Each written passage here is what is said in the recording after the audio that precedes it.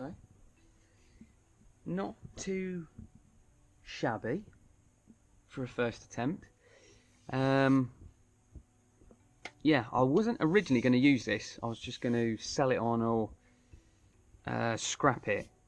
But it's just been lying around in the shed, so I thought, why not give it a go? Yeah, give it a shot, give it a whirl. So the fender, I've just basically moved it back quite a bit. So this dent here, or a bit of a curve or what have you, that used to sit under this part of the frame here. So you can see how far it's moved back, because you've got a better radius here. This first rough out of the radius I've done, it's not too bad. I think what I'm going to do is take it up a little bit further, so probably take it up probably another couple of centimeters, and yeah, see how that looks. The back of it, I need to start getting rid of this now, so I'll probably take it off around here, just again rough it out. These fixing locations, I quite like these, and I'm thinking, well, yeah, I think I'm going to use these. So what I'd like to do is put some sort of a boss here or something, and then run a brace from here down to the swing arm somewhere, so probably on the bottom of the shocker, so just some sort of a nice brace.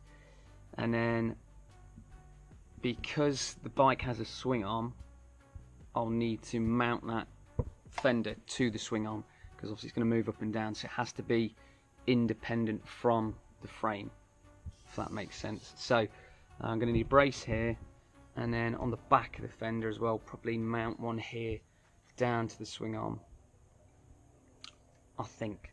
Well, that's the plan anyway. Yeah, so a lot of trial and error.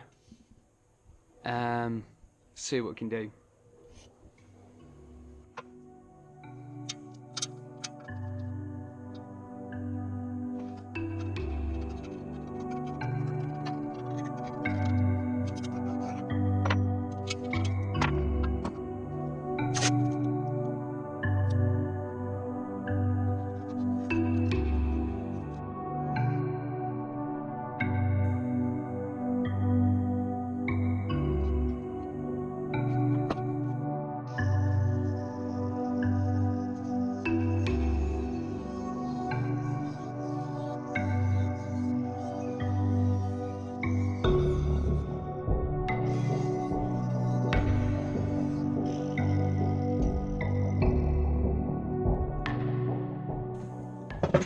Ta-da!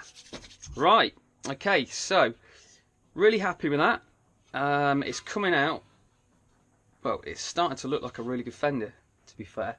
I've gone around the fender, I've taken off about another centimetre here, just to tidy it up. It looks better on the bike now, it lines up the tyre really well. And this back section as well, that's come out really good. So yeah, I'm getting more and more happier with this fender.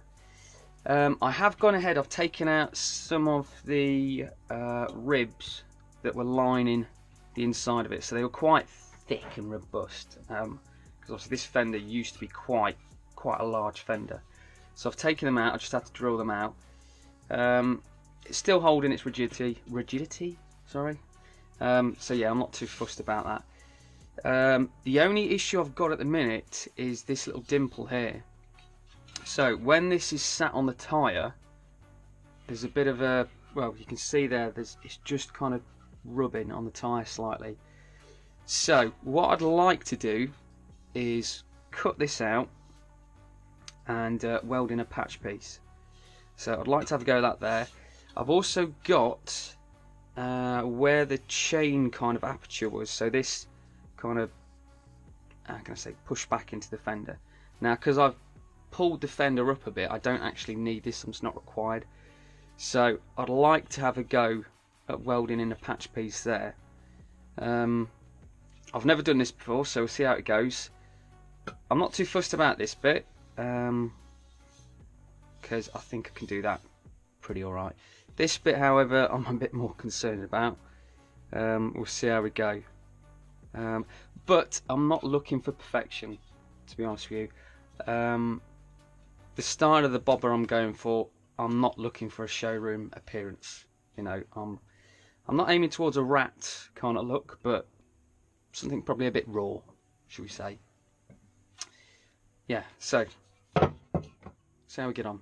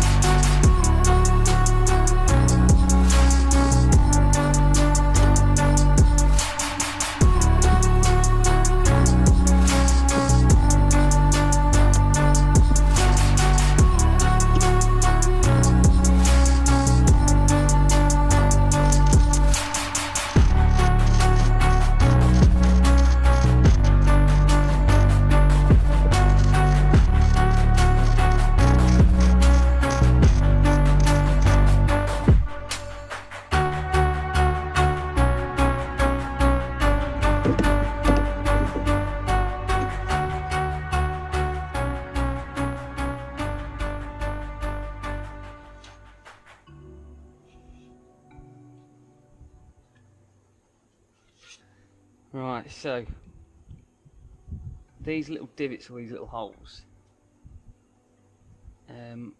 struggling obviously because I've got a flux core welder. It's not ideal for welding thin metal, so I've had to kind of dab these welds on. The problem with that is the solder in the centre leaves a bit of a hollow.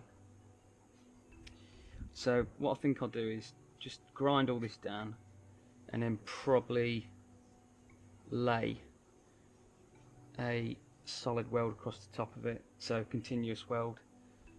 Hopefully that'll fill it all in, because obviously with that weld there it's a bit thicker, so I'm not likely to blow through it. Well, fingers crossed anyway.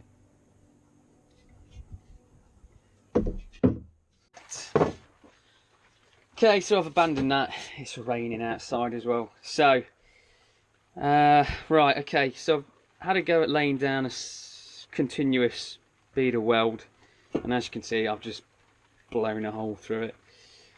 So, yeah, I'm struggling to do anything with that. I'm not going to carry on anymore because I'm getting slightly frustrated with it. So I'll just ruin it. So I think what I'm going to do is leave it for now. I'm quite happy with this, even though it does look a bit of a mess. I think what I'm going to do is get hold of some solid wire weld. So my welder can take solid wire. I just need to get some gas for it as well. But obviously I like the flux core because you can just get on with it. No, I'm not messing around with anything. So yeah, I think I'll get some of that and then just lay it over there. I'm pretty sure I'm not going to get that kind of hollow within the centre of the weld. And that's just like the flux melting itself out. So yeah, we'll carry on for the next episode. I didn't even get around to doing the brackets either, but I've had a bit of an idea as I was going through the process. So I'm going to carry on with the bracket here, but as well as that, I'm going to add a bung or something here, or a plug or what have you, and then add a sissy bar to it, because I think that looked quite good on the bobber. So only a small one, just a little baby one, but it'll give me the opportunity to mount a brake light and, if I need to, the registration plate. So yeah, not quite finished, but I'm quite happy with what I've got so far.